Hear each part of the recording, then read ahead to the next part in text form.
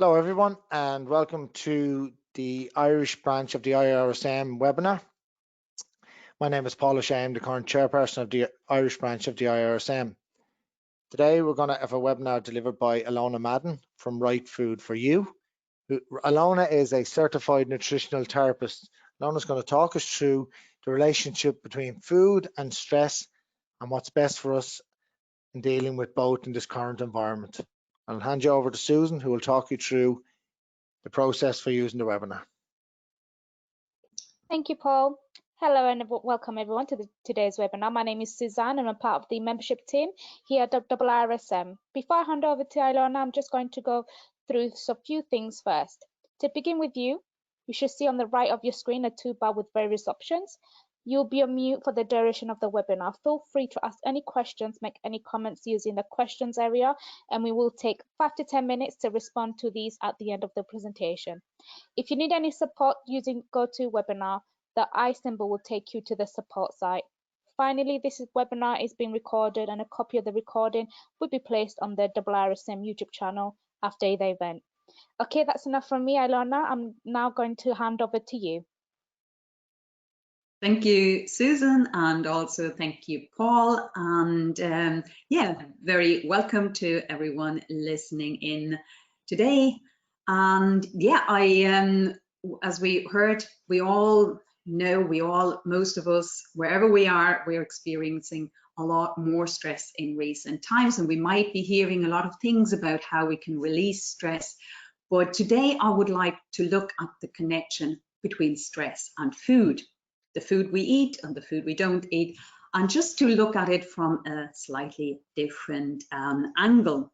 So I am going to share my screen now with you for this presentation, and I will just keep going. So the objective really is to get better understanding of our bodies, but also how stress affects, on the one hand, how stress affects what we eat, but on the other hand, how what we eat can actually affect our stress levels. So it is also, of course, I give some tips then how we can take more control over it. So just before we I continue, a little bit about myself. That's me here in Wicklow, on the Wicklow Mountains in Bray. And I got to be interested really in the topic of stress and nutrition because, like most people, I've experienced it firsthand myself. So in my early 40s, I was like everyone, you know, like a lot of people, putting on more weight, kind of things weren't quite as good as they used to be anymore, less energy and so on. And I got by chance to a nutritional therapist. I made a few changes in my diet, and where I saw the most improvement was my way of dealing with stress and stressful situations. So whereas I would have exploded in some situations before, I actually found myself nearly as the outside, nearly waiting to get reactive, and it didn't happen. And when that happens once, it's strange, but it kept happening over and over. But after making the few changes, I had so much more energy, I was feeling better, I just had a much better outlook overall in life. And this prompted me to actually go and study and learn more about it. And what I did learn was the big connection between what's going on in our body, the biochemistry, and the food we're actually putting into our bodies. I have I worked then while I was in college, while I was studying. I also worked in a weight loss clinic, weight loss and diabetes clinic, where I got a lot of experience. And I have now my own clinic where I see clients, but also where I do presentations such as this today. So that's enough about me. Just about a little bit about work health and the impact of stress in the workplace. So it is something that is very common known. If our staff is very stressed, it's burnout symptoms, sick days, long-term stress leads to long-term illnesses. That is a well-known fact, and we have a lot of information out there how to prevent stress. But again, as I said earlier, today I want to focus mainly on the food side as aspect of it. Now, stress, and we know the long-term implements of stress. When we talk about stress, it's high cortisol. But we don't worry about the long-term effects as much. What we often ignore, and that is one of the issues, is the short-term signs and symptoms that we are actually stressed. And I'm just going to go through a few in those 4 areas where I would like to ask you, where do you see yourself stressed? Where do you see certain behaviors or signs and symptoms that you might be ignoring or putting down as something different? And how does it affect your work environment, your staff, your environment, your productivity, your team spirit, all of those other aspects in your environment? So just to go through those questions, and maybe you do recognize yourself in one or the other. So I'm just going to, memory problems. We often put it down to, old age or whatever, that we can't concentrate, that we aren't making the right judgments, that we tend to focus more on the negative, anxious, racious thoughts, constant worrying. That's what's going on in our brain. We also have emotional, suddenly we find ourselves more moody, more short-tempered. We're finding it hard to relax. We constantly feel overwhelmed. And nowadays, so many people have this sense of loneliness, isolation, and just generally unhappiness.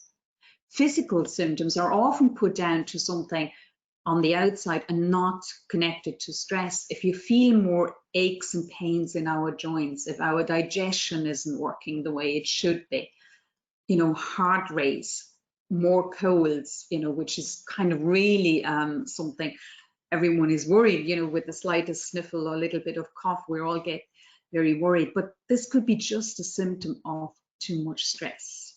Then we might see it in our behaviors, that we are eating more or less, that we're sleeping in longer or shorter, trying to isolate each other, procrastinating, or using things like alcohol, cigarettes, nervous, nail biting. Any of those could be signs, warning signs for stress. But we have to bear in mind, and that is, what is stress? We have to bear in mind stress is actually a normal reaction. It has a function. And in the short term, it helps us stay focused and energetic. But it's the continuous stress that is causing the problem. But often it's an autopilot reaction. Like if you are suddenly in a stressful situation, like, with a car or something, you're avoiding a crash because you reacted quickly. It's useful. It's sudden high alertness. If anything in your workplace happens and you catch or you react to whatever, it's important. But it's this, if we don't relax afterwards. So we can be in our bodies either in the parasympathetic or in the sympathetic state. Sympathetic is that fight or flight, that high energy, and parasympathetic is the relaxed one. So that's just the basic, because to know that, I will go into the next couple of slides, I go into these things. So when we talk about stress, we're really talking about high cortisol. These are all the things. Immune system, we all want to look after our immune system these days. Blood sugar, the positive, we can be for a time be more, better memory, but in the long term, it's impacts on our memory. Blood pressure goes up, we could be more sensitive to pain, and serotonin, which is a happy hormone, goes down. But what we often forget, and this is one of those kind of wow moments, the cortisol, high cortisol can keep us going for 15 to 20 years. So I repeat that, we're talking about years that our bodies can function in that high cortisol state, but at some stage our adrenal gland just gives up, and that's, so in the phase 3, that's when burnout happens. And kind of around here, so towards the end of that constantly going period of time, that's when you have this, some days you're highly wired and full of energy, and then other days you just can't be motivated, where it's kind of a bit of too much and too little cortisol on a changing day. So this is the path, general adaptation syndrome. We can go for a long time, but we are seeing the effects in our body. Cortisol has also a role though during the day. So it should be highest in the morning. So when you wake up, it should be full of cortisol that keeps you going for the day, and then it goes slowly down during the day. And towards around 10 o'clock, when it's time to go to bed, it's at its lowest, and then serotonin and melatonin, you know, so that you can go to sleep, takes over. But as we probably, or most of you might have heard, it's not the stress itself, but it's rather how we deal with it. So just want a brief reaction. What is a reaction of a zebra? So let's imagine, let's all have this picture of a zebra running through that national park somewhere, and it's being chased by a tiger and somehow manages to escape. What does a zebra do afterwards? Does it worry about, oh my God, what did I do wrong here? Why did that tiger pick on me? Why did it chase me? Oh, was it my stripes I was wearing today? Or does it worry about the future? About, oh my God, will he come back? Where is he hiding? When will he come back and chase me again? No. What does a zebra do? It just gently, all relaxed, goes and grazes and has all forgotten about it. But we as humans, we keep going and we keep wondering and we keep worrying about it. So one of the important things about to understand stress and food connection is that our bodies are still pretty much like cavemen, but our environment has changed drastically. Now, where we did evolve from as compared to the zebra, our brains have evolved into a part where we can make judgment, where we can actually evaluate a situation. So this thinking about, oh, will it come back? Will this happen again? Could that be all these worrying about the past and the future was necessary to evolve us from other mammals to deal with situations and to avoid stress in the future or avoid situations, difficult ones in the future. But where we haven't evolved in our brain is that emotion and that immediate reaction. So we have that limbic or mammal brain where our emotions sit, where memories sit. That was the hunter-gatherer. But this part, the prefrontal cortex, so in front of your brain, has evolved. That's where we can pay attention, where we have self-control, compassion, which other mammals don't have. And the clue about food is that those two are constantly fighting each other. So if you feel you're stressed, you have a stressful situation, and your brain is telling you you have to eat that cake, this is your emotional part of the brain. And the other one is the one, no, I can't have that cake because it has loads of calories and I'm going to put on weight. And this is constantly fighting, but the emotional part, because it wants survival, it wants to survive, it doesn't know that the food, that the shops are stocked to the brim. It is driving your food cravings. So by understanding those different kind of brains and things that are going on in our brain, we can understand where the cravings actually come from. Emotional eating is a big term again, but again, it goes back to something very simple. When we were cavemen, there was very little sugar available, very rare. But now look in the shop, how much is there all the time.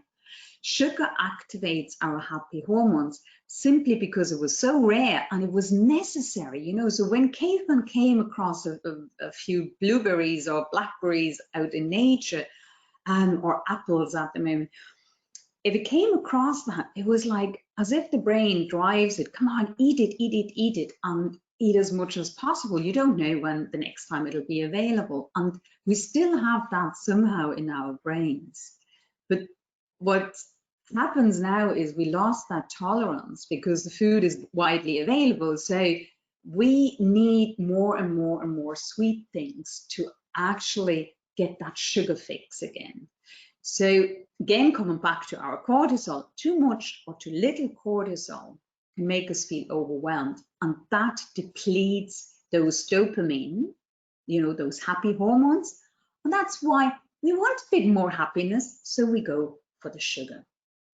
So understanding that background is something where you can take a break, look at that logical brain and ask yourself, you know, what are you really hungry for at the moment?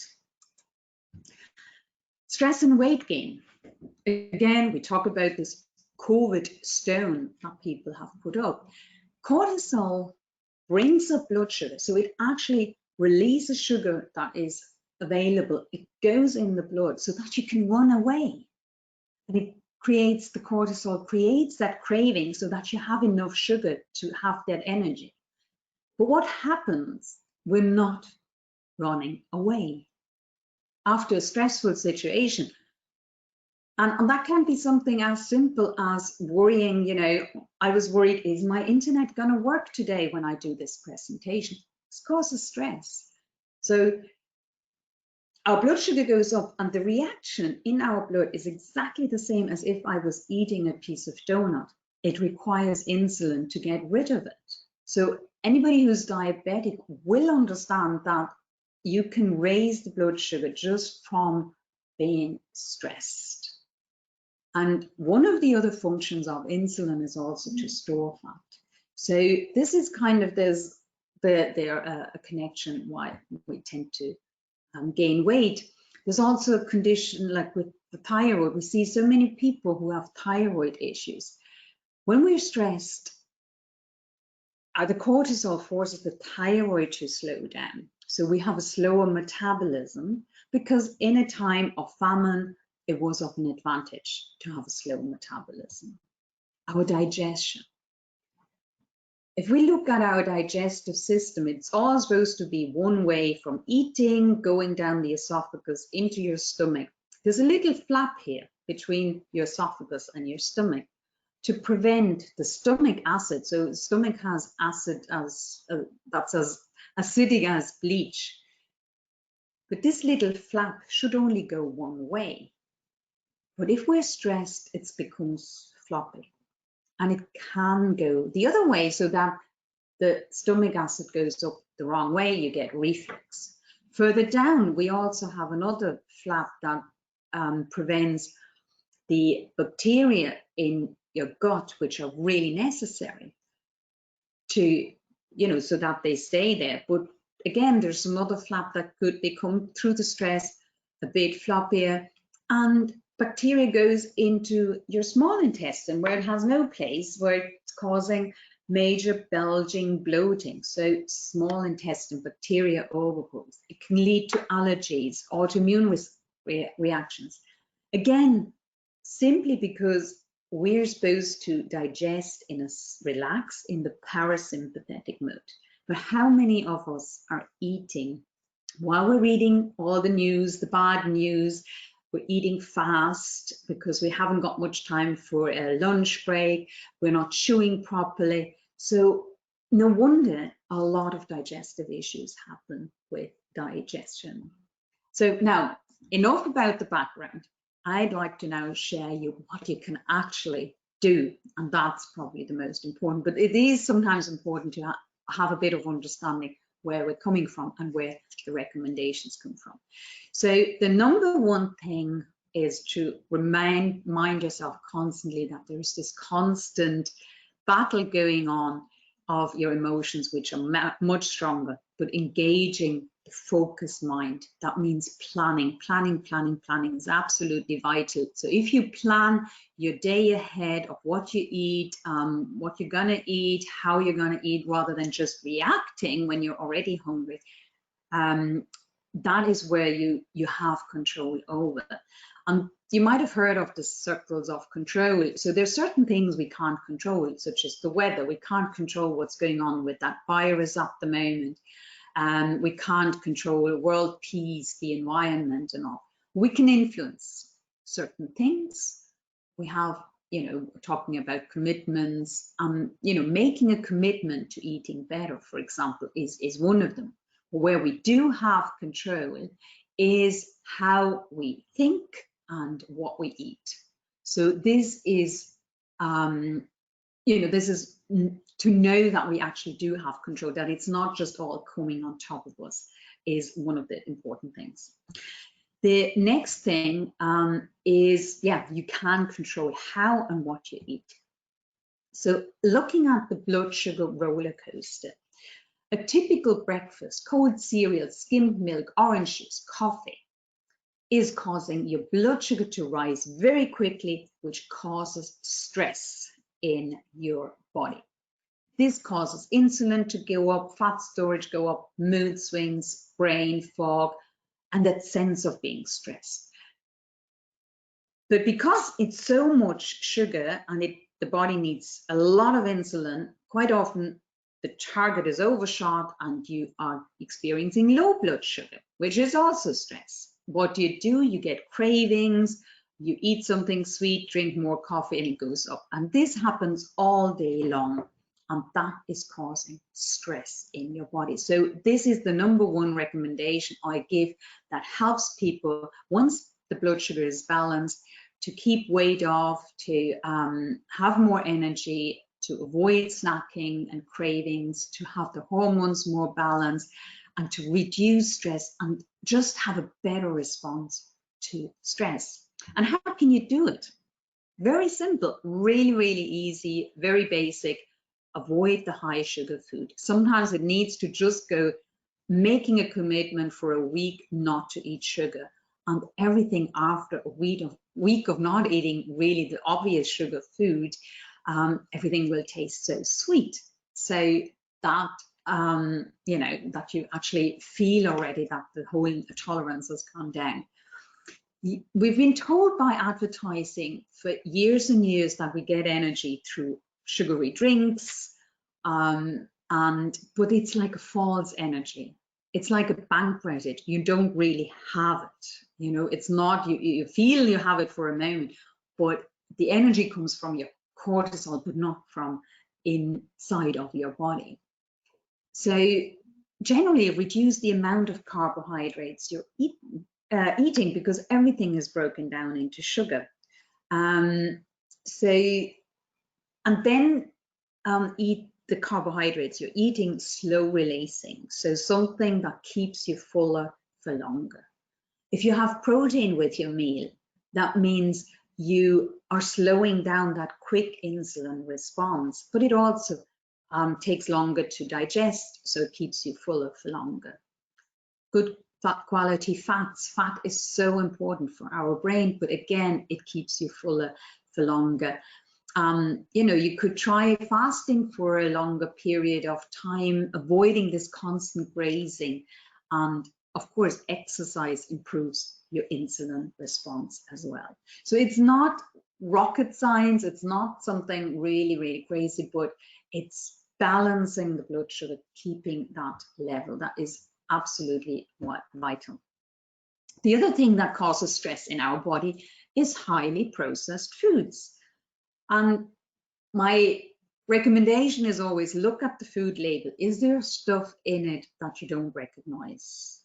If so, try to avoid it.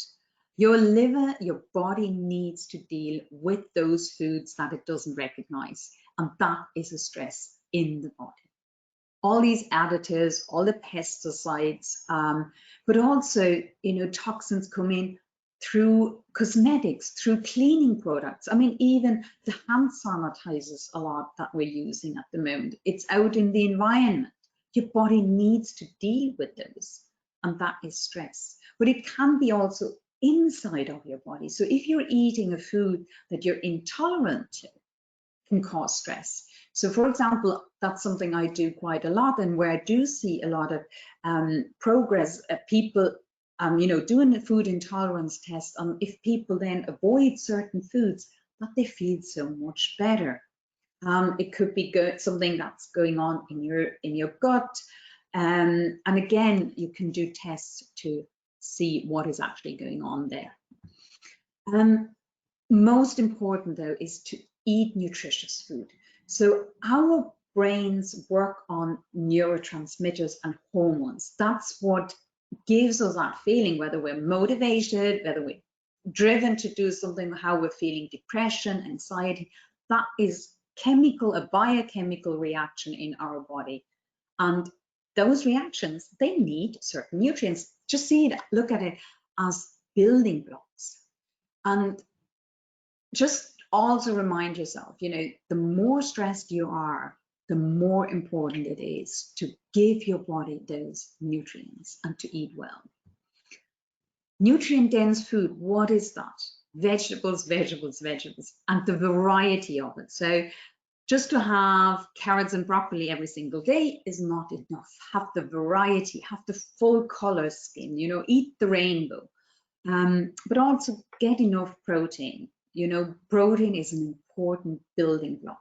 The good fats is our brain is made out of fat. All the reactions that happen require a fat shield. All our cells have fat around it. Sometimes you might need to supplement. There's wonderful herbs out there. There's magnesium helps when we're stressed. We need more magnesium. Sometimes B vitamins. You could have lovely herbal teas that calm you down. In some cases, yeah, do check, and that's just something very important. You might want to check with your health practitioner, especially when you're taking herbs, that they don't interact with any medication. But, so there is plenty of nutrients and foods and supplements out as well that help. But as I said, do check with, if you're on any medication or anything, check with your health practitioner.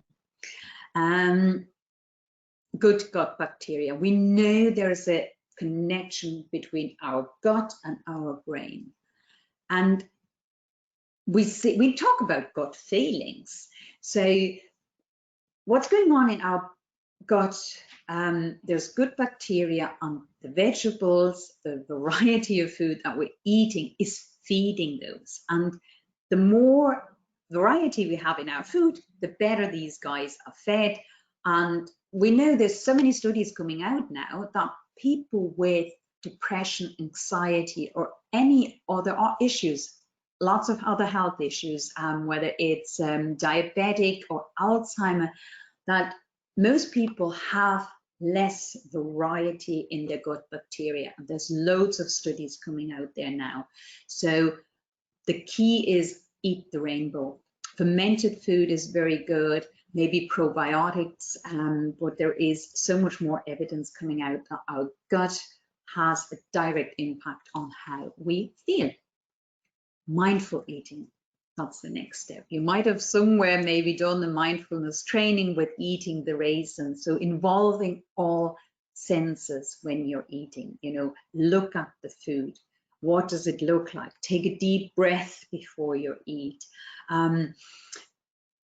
Put the food, really keep it in your mouth for a while and let it really, what does it actually taste like? So many times we're just eating and don't even notice what we've just eaten, before we know it's gone. Eat in a relaxed state. Don't eat while you're reading, checking your news on the phone or reading bad, watching a thriller, which brings up your cortisol. Every time you eat, maybe make it an occasion, even when you have a snack like some chocolate or some crisps, have them in a nice bowl and actually consciously eat it. When you eat chocolate, let it melt in your mouth. So that makes you just eat less and you enjoy it much more. Unfortunately, yeah, the social aspect of eating is very important, and we have very little of it these days. But if you do, if you are in your family, make it an occasion, make it something special. It is so important for our overall well-being. And food should be something enjoyable, should be something pleasurable. You know, take time to cook together, to prepare the food, you know, create rituals around food. It's about social connectedness. And we know that loneliness can be as damaging to your health as smoking. And these times are very difficult for many people about feeling lonely. So if there's any way of making it a bit of an occasion for yourself, is just really, really important. So what can you do? Where can you eat? What environment can you provide? You know, do you have at your workplace, or can you give your staff time to actually enjoy the lunches, you know, mainly the food you're eating at your workplace? Or is it like people just have a 20-minute break, and are they people expected to eat while they're in the middle of work? Do they have enough time? You know, is it possible to bring in food into the work? No, just all of those kind of aspects of eating in a relaxed environment helps with the digestion and helps reduce the stress. What else can be done? A lot. You know, I don't want to go too much into all of these other details, but these 4 pillars, the food, sleep, and exercise, are absolutely vital. So the way I look at stresses is, I'm going to have a glass of water now. So if you have a glass of water, you keep filling it up, and you know, keep adding stress and stress, it'll overflow at some stage. So you have 2 options. You either can stop the amount of stress that's coming into the glass, or you can reduce it. And that's really what relaxation is about. We need to be aware of those constant stresses that we have nowadays. You know, as I just said, like, is the internet gonna work? Is, you know, another plink, another notification comes in, and another, you know, every night we hear about how many deaths and how many this and that. You know, we're constantly being bombarded. But as a human being, our bodies still have the very basic needs that we want to belong to a tribe, that we want to be part of a group, of a work environment. We want to belong to it. And we also need a purpose in life. So, you know, a lot of things are compromised. Working from home is more difficult. You're away from your tribe in a certain way. And that we need a purpose in life is so important. So it doesn't matter, you know, you don't need to have a purpose like, you know, kind of working in some kind of welfare or charity event, but having a purpose with your work, you know, and this is still, our bodies are still the same as they are in cavemen. So sleep, absolutely important. If we don't sleep enough, we feel stressed the next day. But on the other hand, if we are high cortisol, we're having issues with sleeping. Same thing, if we eat a lot of sugary food, especially if you eat a lot of sugar in the evening, can lead to your blood sugar dropping in the middle of the night and waking you up. So if you wake up a lot of times in the middle of the night, it can be that your blood sugar has dropped. If we're not sleeping enough, our hunger and satiety hormones are working in the opposite way. So we don't know anymore when we're full, we don't know when we're hungry. So those clues that are really important are disrupted when we don't have enough sleep. Our liver, you know, is our liver busy dealing with toxins and with the stress? And then there's certain foods that can help with sleep. We know the turkey at Christmas, which makes you sleepy because that brings up your serotonin. Movement. Again, when we are stressed, we might not feel like going out and moving, because again, survival meant we should keep and conserve our calories.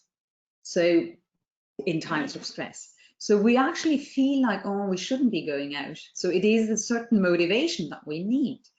But once we do go out, we're activating again our happy hormones. We're building muscle, which brings down metabolism. It's a de-stressor. It helps us switch off. Nature is really, really positive and important. So movement, and I'm not just talking about exercise, any kind of movement is really important. And relaxation, to bring us into that parasympathetic mode, to emptying that glass of water. You can do that with yoga, mindfulness, meditation. What story are you telling yourself? Are you constantly telling yourself you're stressed? Is there something you can, watch and change around your language? You could be even addicted to stress because you're getting that adrenaline fix. But remember, you could be in that phase for years and years until your body suddenly shuts down. So really, really important to relax and use them. And I think it was the Dalai Lama that said, if you're too busy to meditate, that's exactly when you do need to take time to meditate. So that was it. I know there's a lot I covered today, but how can I help you? How can I help you and your company? Yeah, I do presentations such as this one today that can be completely tailored. I do sometimes offer in companies a day where we do mini consultations. I do group programs. I do one-to-one, where we really get to the root cause and how I can help improve well-being and energy and addressing the root cause. As you might have understood, the stresses and what's going on, why people are stressed, is so individual to a lot of people. Stay in touch with me, check out my website, and you can also contact me on the various social medias or by email. And yeah, I hope this was useful. I hope it was helpful. I'd like to maybe reflect what are the 3 main things you're taking from it, and also what are you going to take, what are you going to do to implement. Don't just, say, oh yeah, that was an interesting talk. Really look at what are you taking out of this, and then make a plan, write it down, because writing it down, planning, that involves the prefrontal cortex, and that makes it more real rather than, oh yeah, I'll do that sometime. Write it down, what you're going to implement. So yeah, that's it from me. Thank you very much, but I'm here for any other questions. Thanks, Ilona. That was very good, very comprehensive, very informative. I think that in the current environment that we live, we need to look at all the different aspects of how we operate, I suppose is the word I'd say. Yeah. Particularly in our industry, it's very much around how we operate and making those changes. Yeah, no, I found that very useful, and our members will find it very useful. So without further ado, now we will pass over to some questions. We'll pass over to, so please put your questions into the chat box, and myself and Ilona will deal with them as they come in. Thank you.